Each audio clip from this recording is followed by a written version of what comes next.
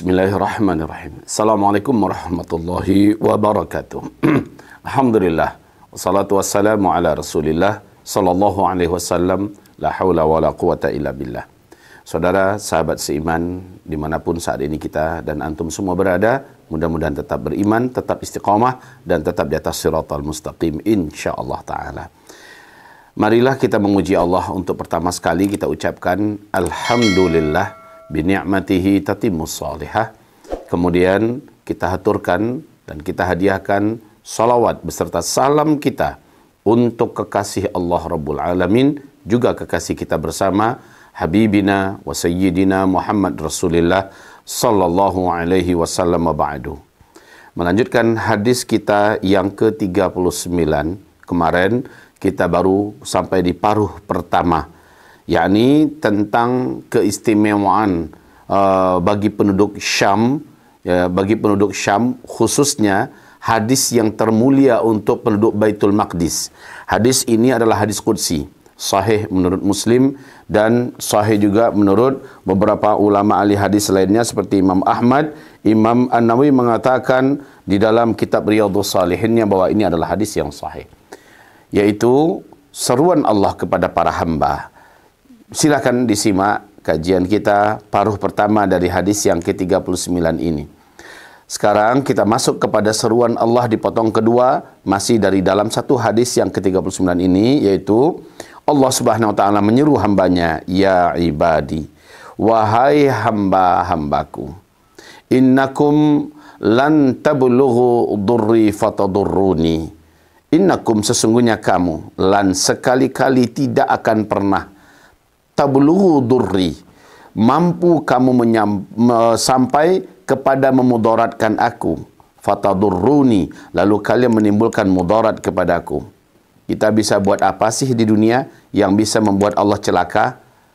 Kita bisa lakukan apa sih di bumi ini yang bisa membuat Allah itu menderita, yang bisa membuat Allah itu tersiksa? Apa yang bisa kita buat?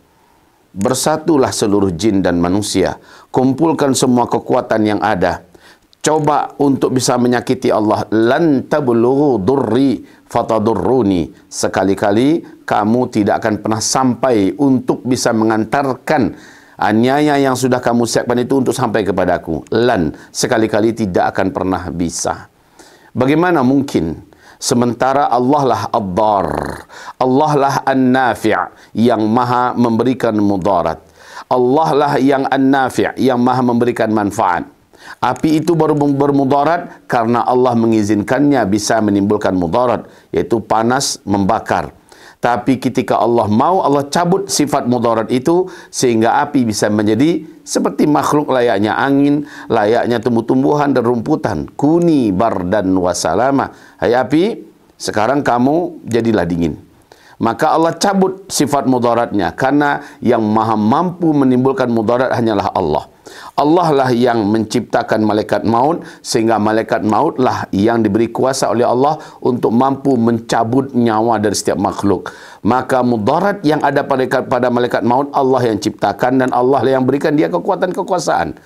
Allah yang menciptakan rasa lapar, Allah yang menciptakan sakit, Allah yang menciptakan semua apapun yang bisa menimbulkan mudarat kepada makhluk. Tapi Allah pula lah yang maha mampu mencabutnya.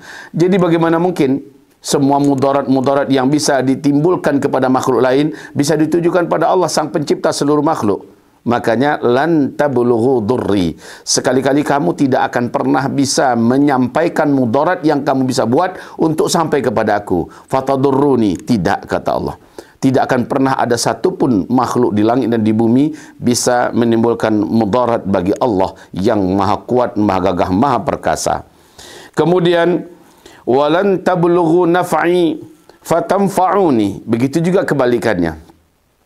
Apapun kebaikan yang bisa kalian satukan, apapun kemanfaatan yang bisa kalian ciptakan, lalu kalian ingin persembahkan kepada Allah agar Allah diuntungkan dengan itu, agar Allah mendapatkan manfaat dengan itu, lan tanfa'uni, sekali-kali kamu tidak akan bisa memberi aku manfaat apa-apa. Supaya Allah lebih kuat, supaya Allah lebih sehat, begitu, supaya Allah enggak kelaparan. Lalu kita kumpulkan semua makanan yang ada di langit dan di bumi, diserahkan pada Allah. Lan tanfa'uni, Bagaimana mungkin? Itu adalah semuanya sifat makhluk. Hanya makhluk yang membutuhkan kepada kemanfaatan. Makhluk saja yang butuh udara sehingga dia bisa bernafas dan bertahan hidup. Hanya makhluk saja yang butuh kepada air sehingga dia bisa minum dan bisa bertahan hidup. Hanya makhluk saja yang butuh kepada makanan sehingga dia butuh untuk bisa apa yang bisa menyambung hidupnya. Hanya makhluk saja yang butuh kepada tempat tinggal, yang butuh kepada pakaian, yang butuh kepada apapun yang lain. Hanya makhluk. Tapi sang pencipta makhluk tidak pernah ada apapun keperluannya terhadap makhluk. Itu adalah sifat makhluk yang butuh kepada makhluk yang lain. Sementara Allah Subhanahu wa taala, dia tidak pernah butuh apapun kepada makhluk-makhluknya. Dan dialah yang terus memberikan kemanfaatan untuk seluruh makhluknya tanpa pernah putus. Ini sangat menakjubkan, biar orang tahu betapa gagahnya Allah, betapa maha kayanya Allah, betapa maha agung, maha tinggi, maha kuat, maha sucinya Allah Subhanahu wa taala. Ya ibadi, wahai hamba-hambaku, kata Allah berikutnya, Lau anna awwalakum wa akhirakum wa insakum wa jinnakum kanu ala atqa qalbi rajulin wahidin minkum ma zada dhalika fi mulki syai'a. Kalaulah seandainya seluruh kalian yang pernah saya ciptakan, dari bangsa jin dan juga bangsa manusia, dari awal penciptaan sampai akhir seluruhnya sampai hari kiamat, kumpul semuanya. Dan kalian serentak menjadi orang yang sangat soleh, orang yang sangat bertakwa, seolah-olah kalian bagikan satu tubuh yang sangat bertakwa kepada Allah. Lalu kalian menyembah Allah, kalian bertasbih, berzikir, menyanjung-nyanjung, memuji-muji Allah Subhanahu wa taala. Kalian menjadi orang yang termulia dalam ketakwaan kepada Allah Subhanahu wa taala. Mazada dzalika fi mulki syai'a. Itu semua, kata Allah, tidak sedikit pun menambah kekuasaanku, tidak sedikit pun menambah pada keagungan diriku, tidak sedikit pun menambah pada kemuliaanku. Jin dan manusia semua serentak menyembah Allah, lalu Allah menjadi lebih mulia? Enggak. Ya, justru Allah telah turunkan ayat in ahsantum ahsantum li anfusikum. Kalau kamu jadi orang benar, kalau kamu jadi orang soleh, orang taat, orang bertakwa, kamu sendirilah yang mendapatkan untung dari semua kesolehan kamu, dari semua ketaatan kamu. Kamulah yang diberi kemuliaan, kamulah yang diangkat oleh Allah derajatnya, kamulah yang dibahagiakan oleh Allah. Adapun Allah sendiri, ma balagha ilallah, tidak ada satu pun yang sampai kepada Allah. Dari harta kamu yang kamu persembahkan dalam sedekah, infak, wakaf, sedekah, zakat dan sebagainya, atau dari jihad kamu sehingga nyawamu bisa melayang, darahmu berserakan di muka bumi, atau dari ibadah yang membuat kamu tidak pernah pisah daripada sajadah dan kamu senantiasa sujud kepada Allah dengan mulutmu berbusa karena banyaknya zikir dan sebagainya. Itu semua tidak menambah apa-apa bagi Allah. Tidak bertambah mulia Allah dengan ibadah-ibadah kita itu. Dengan ketaatan kesolehan kita, tidak menambah keagungan Allah Subhanahu wa taala. Sekali lagi, kamu sendiri yang akan memanen dari kebaikan yang kamu kerjakan. Lanjut. Ya ibadi, law anna awwalakum wa akhirakum wa insakum wa jinnakum kanu ala afjari qalbi rajulin wahidin minkum ma naqasa dzalika bimulki syai'a. Kebalikannya, kalaulah seandainya jin dan manusia dari awal sampai akhir seluruhnya bersatu, bergabung, sama-sama hidup serentak dan sama-sama durhaka kepada Allah, sama-sama menentang dan tidak mau patuh kepada Allah Subhanahu wa taala, ya, sama-sama berbuat maksiat dengan maksiat-maksiat terberat, terbesar. Kalau itu terjadi, kata Allah, ma naqasa dzalika min mulki syai'a. Itu semua tidak mengurangi sedikit pun daripada kerajaanku, tidak mengurangi kemuliaan Allah, tidak mengurangi sedikit pun keagungan Allah, tidak mengurangi kemahaperkasaan Allah Subhanahu wa taala. Seluruhnya menentang dan tidak ada yang mau patuh kepada Allah, nggak ngurangin apa-apa, ya. Karena ketika kamu berbuat jahat, ketika kamu berbuat dosa, semuanya untuk kamu kembali hasilnya, ditimpakan ke atas kamu, karena Allah telah tetapkan dan itu tidak mau Allah robah, sabab dan akibat, hukum kausalitas. Yang berbuat baik, dia akan memanen yang baik, yang berbuat jahat, dia akan memanen keburukan dan kejahatan, dan itu tidak akan pernah dirubah oleh Allah Subhanahu wa ta'ala. Lalu Allah melanjutkan, ya ibadi, wahai hamba-hambaku, Lau anna awwalakum wa akhirakum wa insakum wa jinnakum qamu fi sa'idin wahid fasa'aluni fa'ataitu kulla wahidin mas'alatahum. Kalaulah seandainya seluruh jin dan manusia dari awal penciptaan sampai akhir penciptaan semua ngumpul serentak menengadahkan tangan kepadaku meminta dan berdoa dengan permintaan yang hebat-hebat, permintaan yang banyak-banyak, serentak mereka minta, pasti benar-benar aku berikan kepada mereka seluruh yang mereka minta bersamaan serentak, dan itu tidak mengurangi sedikit pun daripada kekayaanku. Allahu Akbar. Tidak berkurang. Kalau kalian mau dengarkan perumpamaannya, ya, maka Rasulullah melanjutkan hadisnya, itu adalah seperti jarum yang dimasukkan ke dalam laut. Keluarkanlah, tariklah jarum itu. Seberapa air yang lengket di jarum itu, seberapa air yang masih tinggal di laut. Maka semua pemberian Allah yang diberikan secara serentak untuk seluruh jin dan manusia meminta, ya, seluruh dunia meminta, dari awal diciptakan sampai akhir diciptakan semuanya serentak hidup, lalu sama-sama meminta, lalu Allah kasih semua yang mereka minta, sebanyak apapun, sebesar apapun yang mereka minta. Itu tidak akan mengurangi kekayaan Allah, kecuali seperti jarum yang dimasukkan ke dalam laut. Tarik jarumnya, berapa sih air yang nempel di jarum itu? Kalau ada berapa? Segitulah paling-paling yang akan diberikan oleh Allah Subhanahu wa taala, atau berkurang. Dan itu hampir-hampir tidak boleh dikatakan apa-apa, tidak sepersekian persennya. Dan itulah Allah yang maha kaya. Allahul Ghani, Allah yang maha kaya. Kekayaan Allah terus dan terus, ya, diberikan. Kedua kekuasaan Allah di dalam tangannya dilimpahkan oleh Allah siang dan malam tanpa pernah berhenti, dan itu tidak mengurangi apapun dan sedikit pun yang ada di sisi Allah Subhanahu wa taala. Ibarat Allah yang kami muliakan. Lalu sekarang ke penutupan dari firman Allah dalam hadis qudsi ini, ya. Wahai hambaku, sesungguhnya semua perbuatan kalian akan diperhitungkan dan dihisap, akan diminta dan disoal, akan dimintakan pertanggungan jawab di hadapan Allah Subhanahu wa taala. Maka barang siapa yang banyak mendapatkan kebaikan ketika dia hidup di dunia, maka hendaklah dia bersyukur kepada Allah Subhanahu wa taala.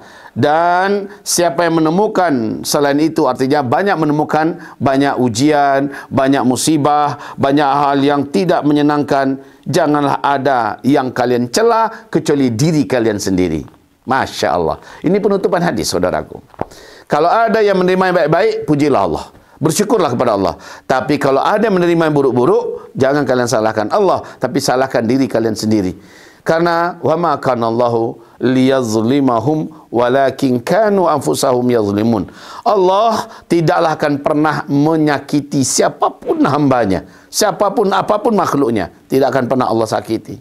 Walakin akan tetapi kanu anfusahum yazlimun, diri mereka sendirilah yang nyakitin diri-diri mereka itu.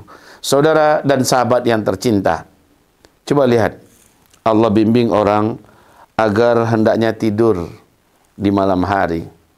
Jam 9 sudah dalam rumah, sudah mulai siap-siap untuk tidur. Jam 10 dia sudah di dalam selimutnya dan tertidur. Ternyata dia bawa begadang sampai jam 1, jam 2. Apa yang terjadi? Melemahlah darah putih orang ini. Semua penyakit akhirnya mudah menyerangnya. Daya tahan tubuhnya sangatlah menjadi rapuh. Dan orang ini juga rentan dan biasanya umurnya nggak panjang. Allah yang zalim, Allah yang salah? Oh enggak, Allah sudah ajarkan kepada kita, kalau kamu berbuat baik, kebaikan itu kamu yang manen. Kalau kamu berbuat yang salah, yang tidak benar, dan maka kamu pula lah yang akan menanggung resiko akibatnya. Hukum kausalitas telah menjadi sunnatullah yang tidak akan berubah. Jadi kalau ada kamu mendapatkan kemudaratan atau hal yang sakit dan menyakitkan, jangan pernah kamu salahkan Allah. Jangan kamu salahkan aku, kata Allah SWT. Salahkan diri kamu sendiri. Allah tidak akan pernah menyakiti hamba-hambanya. Buya, Ustadz, kami sudah serius mencari nafkah, kami sudah sholat, ya, kami sudah tidak mau buat dosa, tapi kenapa kami belum kaya-kaya, kami miskin terus. Ya, kami tetap saja miskin. Masya Allah. Ini karena dangkalnya pemahaman Anda tentang masalah rezeki. Rezeki itu tidak selalu berbentuk uang. Dan Allah Maha tahu. Di dalam hadis yang lain Allah berkata, Allah berfirman, aku Maha tahu siapa di antara kalian ada orang yang kalau aku lapangkan rezekinya dia akan menjadi kafir. Kalau aku lapangkan rezekinya dia akan menjadi jauh dariku dan dia akan menjadi ahli neraka kekal di dalamnya. Dan demi sayang Allah SWT untuk orang-orang itu Allah batasi rezekinya agar dia tetap dekat dengan Allah, agar dia tetap membersamai Allah, agar dia tetap ada di jalan Allah, dan agar dia menjadi ahli surga. Biasanya ini baru disadari nanti di akhirat. Banyak di akhirat nanti orang berkata, untung saya dulu miskin, untung saya dulu nggak kaya, untung saya. Ikan begitu. Dan Allah Subhanahu wa taala Maha Hakim, Maha bijaksana. Jadi yuk berbaik sangka kepada Allah, lakukan yang terbaik yang Allah ridhoi. Adapun hasil, adapun rezeki itu diperluas pengertian dan pahamnya, pemaknaannya. Jangan hanya terbatas uang saja, jabatan saja, tapi artikan dalam artian yang luas. Ya, kita masih beriman, kita masih punya istri yang setia, anak yang soleh-soleh dan taat, kita masih sehat dan sebagainya. Itu rezeki lebih daripada hanya sekedar uang. Apalah guna uang banyak tapi kita berpindah dari rumah sakit ke rumah sakit. Semua uang kita dihabiskan untuk biaya operasional, biaya operasi ini, biaya pengobatan itu dan sebagainya. Apalah gunanya uang banyak tapi kita dikhianati orang di mana-mana. Kita akhirnya diburu untuk dirampas, dirampok harta kita dan sebagainya. Apalah gunanya uang banyak tetapi istri kita menjadi pezina, ya, yang berselingkuh ke sana kemari, anak-anak kita menjadi pecandu narkoba dan sebagainya. Jadi sekali lagi, berikan kepada Allah SWT segala husnuzanmu, tetaplah bersyukur kepada Allah Subhanahu wa taala, tetaplah yakin Allah di atas segala apapun yang ada, di atas segala apapun yang nampak, di atas segala makhluk manapun yang pernah muncul dan wujud. Barakallahu fikum. Selesai sudah hadis yang ke-39 ini. Mudah-mudahan iman kita dan mudah-mudahan akidah kita semakin mantap, dan hadis ini spesial khusus, ya, keistimewaan penduduk bumi Syam, karena hadis ini lebih ditujukan buat mereka awal-awalnya, walaupun setelah itu adalah untuk seluruh manusia. Barakallahu fikum. Subhanakallahumma bihamdika asyhadu an la ilaha illa anta astaghfiruka wa atubu ilaik. Wassalamualaikum warahmatullahi wabarakatuh.